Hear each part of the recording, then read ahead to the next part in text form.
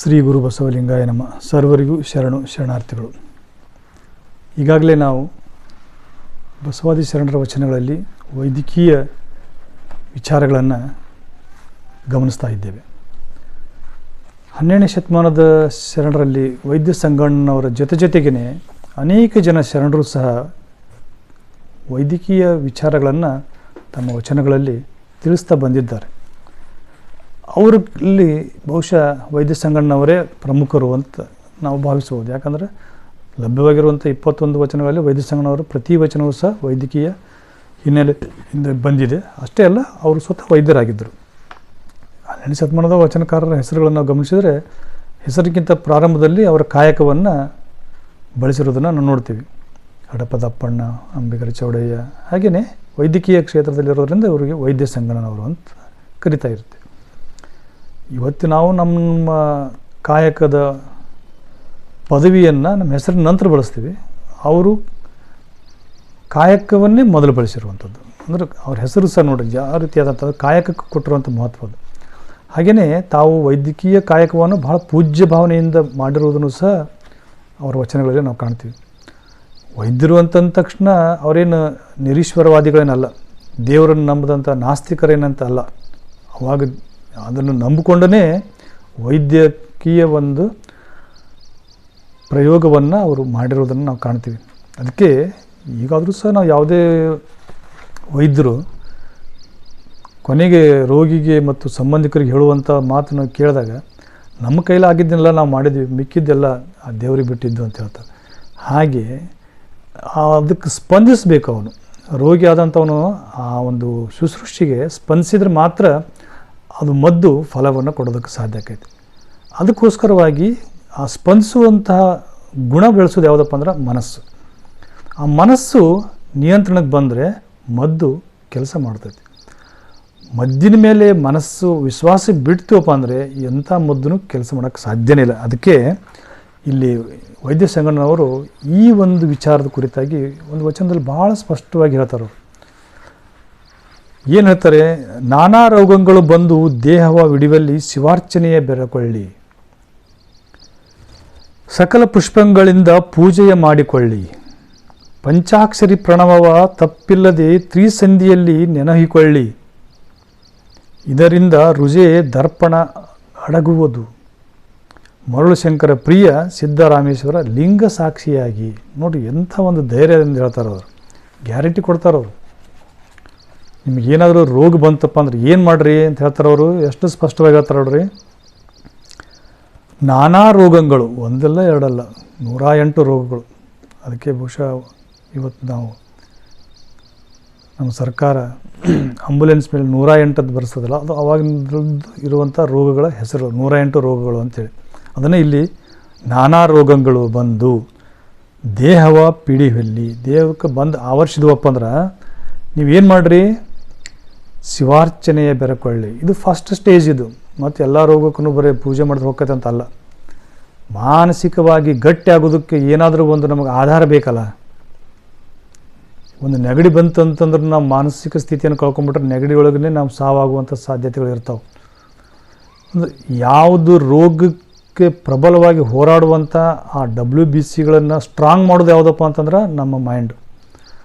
ನಮ್ಮ ಮನಸ್ಸು ಗಟ್ಟಿ ಇತ್ತಪ್ಪ ಅಂದರೆ ಯಾವುದಂತಹದ್ದು ರೋಗ ಆದರೂ ಸಹ ನಾವು ನಿವಾರಣೆ ಮಾಡ್ಬೋದು. ಇವತ್ತು ವೈದ್ಯಕೀಯದೊಳಗೂ ಅದನ್ನು ಸಾಧ್ಯತೆಗಳನ್ನು ನೋಡಿದ್ದೆ ನಾವು. ಇವನ್ನೇ ಎಷ್ಟು ಮರಣಶೈಲಿರುವಂಥವರು ಸಹ ತಾವು ದೃಢವಾದ ಮನಸ್ಸನ್ನು ಹೊಂದಿರುವುದರಿಂದ ಅದರಿಂದ ಹೊರಗೆ ಬಂದಿರುವಂಥ ಎಷ್ಟೋ ಘಟನೆಗಳನ್ನು ನಮ್ಮ ಸಾಕ್ಷಿ ಇದ್ದ ನಮ್ಮ ಜೊತೆಗೆ. ಈ ರಮಣ ಮಹರ್ಷಿಯವರ ಒಂದು ಜೀವನ ಘಟನೆಯೊಳಗೆ ನಡೆದಿರುವಂಥ ಒಂದು ಘಟನೆಯನ್ನು ನಾವು ಗಮನಿಸ್ಕೊಂಡ್ರೆ, ಅವರಿಗೆ ಕ್ಯಾನ್ಸರ್ ಆಗಿತ್ತು. ಡಾಕ್ಟ್ರು ಆಪ್ರೇಷನ್ ಮಾಡಬೇಕಂದ್ರು. ಆಪ್ರೇಷನ್ ಮಾಡ್ಬೇಕಾದ್ರೆ ಅನಸ್ತೇಷಿಯಾ ಕೊಡ್ತೀವಿ ಅಂತಂದರು. ರಮಣ ಮಹರ್ಷಿಯವ್ರಿಗೆ ಕೇಳಿದ್ರು, ಯಾಕೆ ಅನಸ್ತೇಷಿಯಾ ಕೊಡ್ತಿದ್ದೀರಿ ಅಂತ. ಇಲ್ಲ, ಭಾಳಷ್ಟು ನೋವು ಆಗ್ತೈತಿ, ಆ ನೋವನ್ನು ನಿಮಗೆ ಸಹಿಸ್ಕೊಳ್ಳೋಕ್ಕಾಗಲ್ಲ, ಅದಕ್ಕೆ ನಾವು ಅನಸ್ತೇಷಿಯಾ ಕೊಡ್ತೀವಿ ಅಂದಾಗ ಅವ್ರು ಹೇಳ್ತಾರೆ, ನೀವು ಯಾವ ಭಾಗದಾಗ ಆಪ್ರೇಷನ್ ಮಾಡ್ತೀರಿ ಹೇಳ್ರಿ, ನಾನು ಆ ಭಾಗದಾಗ ನನ್ನ ಮನಸ್ಸನ್ನು ಕೇಂದ್ರೀಕರಿಸಿ ಅಲ್ಲಿ ನನಗೆ ಸಂವೇದನೆ ಇರದಿರೋ ಹಾಗೆ ನಾನು ಧ್ಯಾನಕ್ಕೆ ಹೋಗ್ತೀನಿ ಅಂತ ಹೇಳಿದ್ರು ಅವರು. ಇದು ಲೈವ್ ಆಗಿ ಆಗಿರುವಂಥ ಘಟನೆ ಇದು. ಅದೇ ರೀತಿಯಾಗಿ ಆ ಭಾಗದಲ್ಲಿ ಅವ್ರ ಮನಸ್ಸನ್ನು ಸ್ಥಿರಗೊಳಿಸಿ ಧ್ಯಾನಕ್ಕೆ ಹೋದಾಗ ಅವರ ದೇಹದಲ್ಲಿ ನಡೀತಾ ಇರುವಂಥ ಯಾವುದೇ ರೀತಿಯಾದ ನೋವು ನಲಿವುಗಳು ಅವ್ರ ಮನಸ್ಸಿಗೆ ಗೊತ್ತಾಗದರೋ ಆದಾಗೆ ಅವರು ಮನಸ್ಸನ್ನು ನಿಯಂತ್ರಿಸಿಕೊಂಡ್ರು. ಆಪರೇಷನ್ ಮುಗೀತು ಅಂತ ಹೇಳಿದ ಮೇಲೇ ಮತ್ತೆ ಪುನಃ ಅವರು ತಮ್ಮ ಮನಸ್ಸನ್ನು ಇಡೀ ದೇಹದ ತುಂಬ ಸಂಚರಿಸಿ ಅಂದರೆ ನೋವು ಮುಕ್ತರಾಗಿರುವಂಥದ್ದನ್ನು ಅವರ ಜೀವನ ಚರಿತ್ರೆಯಲ್ಲಿ ನಾವು ನೋಡ್ತೀವಿ. ಹಾಗೆ ಮನಸ್ಸು ಸ್ಥಿರವಿದ್ದಪ್ಪ ಅಂತಂದ್ರೆ ಎಂತಹ ರೋಗನೂ ಸಹ ನಾವು ನಿಯಂತ್ರಿಸ್ಬೋದು ಅನ್ನೋದು ಅವಾಗನೇ ವೈದ್ಯ ಸಂಗಣ್ಣವರು ತಮ್ಮ ಈ ವಚನದಲ್ಲಿ ಹೇಳ್ತಾರೆ. ಅಂದರೆ ರೋಗಕ್ಕೆ ಹೆದರಬಾರ್ದು.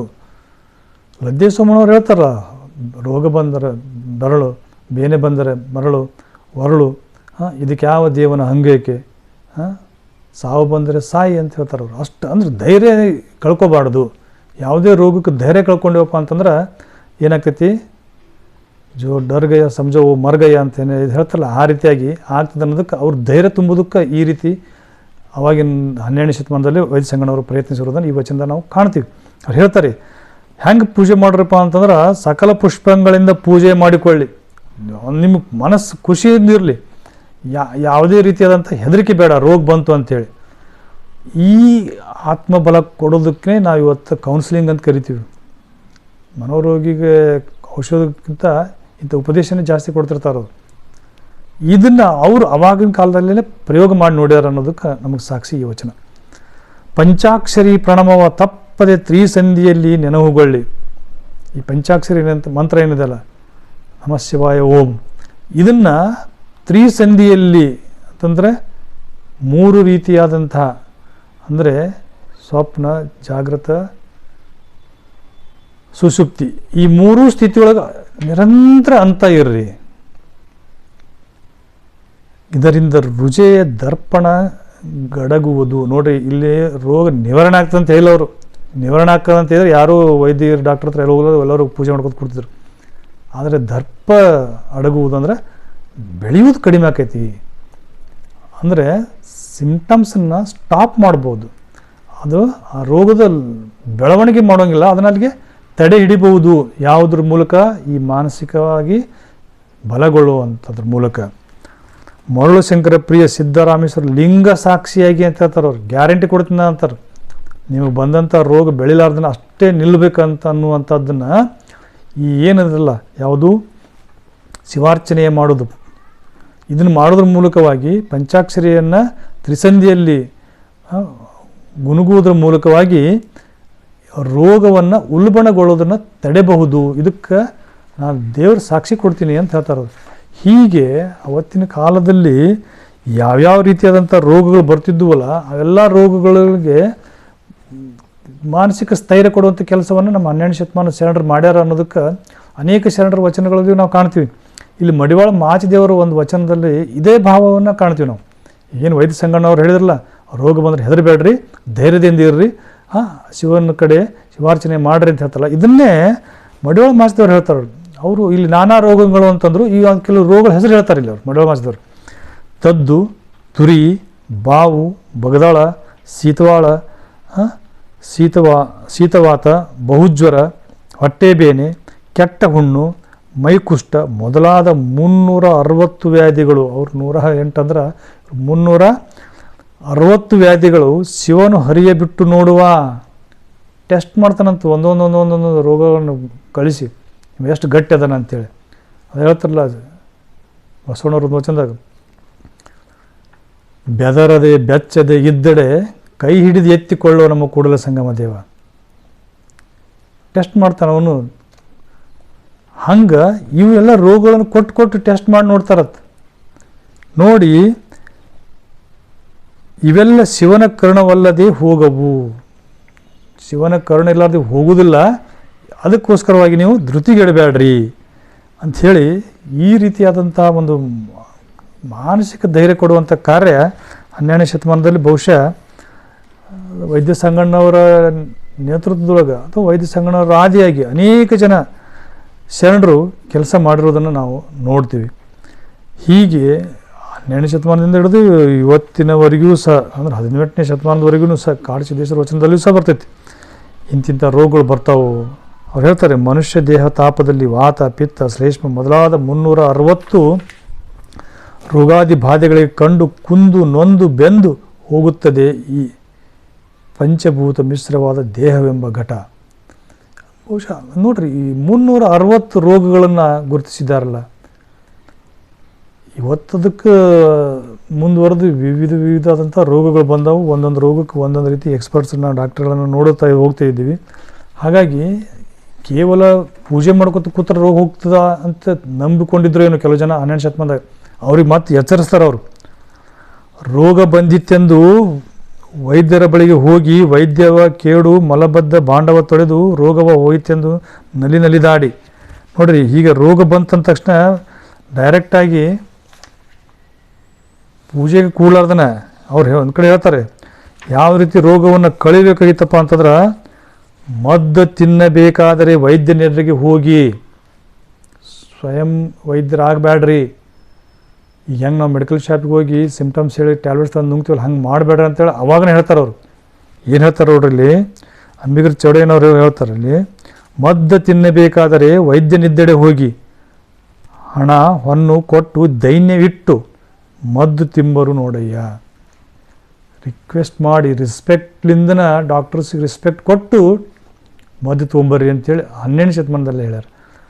ಹೀಗೆ ಭಾಳ ವೈಚಾರಿಕವಾಗಿರುವಂಥ ವಿಚಾರಗಳನ್ನು ನಾವು ವಚನಗಳಲ್ಲಿ ಕಾಣ್ತೀವಿ. ಅದೇಕೋ ವಚನಗಳನ್ನು ನಾವು ಇನ್ನೂವರೆಗೂ ಸಹ ವೈಚಾರಿಕ ಮತ್ತು ವೈಜ್ಞಾನಿಕ ದೃಷ್ಟಿ ನೋಡೋದನ್ನು ರೂಢಿಸಿಕೊಂಡೇ ಇಲ್ಲ. ಇನ್ನಾದರೂ ಸಹ ಈ ವಚನಗಳೊಳಗೆ ಅಡಗಿರುವಂಥ ಇಂತಹ ವೈದ್ಯಕೀಯ, ವೈಜ್ಞಾನಿಕ ಮತ್ತು ವೈಚಾರಿಕ ವಿಚಾರಗಳನ್ನು ನಾವು ಹೆಕ್ಕಿ ತೆಗೆದು ಇತರರಿಗೆ ತೋರಿಸುವ ಮೂಲಕವಾಗಿ ವಚನಗಳನ್ನು ದ್ವೇಷಿಸುವಂಥವರು ವಚನಗಳನ್ನು ಪ್ರೀತಿಸುವ ಮಟ್ಟಕ್ಕೆ ನಾವು ಕಾರ್ಯವನ್ನು ನಿರ್ವಹಿಸಬೇಕಾಗೈತಿ. ಅಂಥ ಕಾರ್ಯವನ್ನು ನೀವೆಲ್ಲರೂ ಸಹ ಈ ವಿಡಿಯೋವನ್ನು ಹೆಚ್ಚು ಜನರಿಗೆ ತಲುಪಿಸುವ ಮೂಲಕ ಸಹಾಯ ಮಾಡ್ತೀರಿ ಅಂಥೇಳಿ ಆಶಿಸ್ತಾ, ಈ ಒಂದು ಚಾನಲ್ಗೆ ಸಬ್ಸ್ಕ್ರೈಬ್ ಆಗೋದ್ರ ಮೂಲಕವಾಗಿ ವಚನಗಳಲ್ಲಿ ಅಡಗಿರುವಂಥ ವೈಜ್ಞಾನಿಕ ಅಂಶಗಳನ್ನು ಹೊರತರುವಂಥ ಕಾರ್ಯಕ್ಕೆ ಕೈ ಜೋಡಿಸ್ತೀರಿ ಅಂತ ಭಾವಿಸ್ತಾ, ಮತ್ತೊಮ್ಮೆ ತಮ್ಮೆಲ್ಲರಿಗೂ ಶರಣಾರ್ಥಿಗಳು.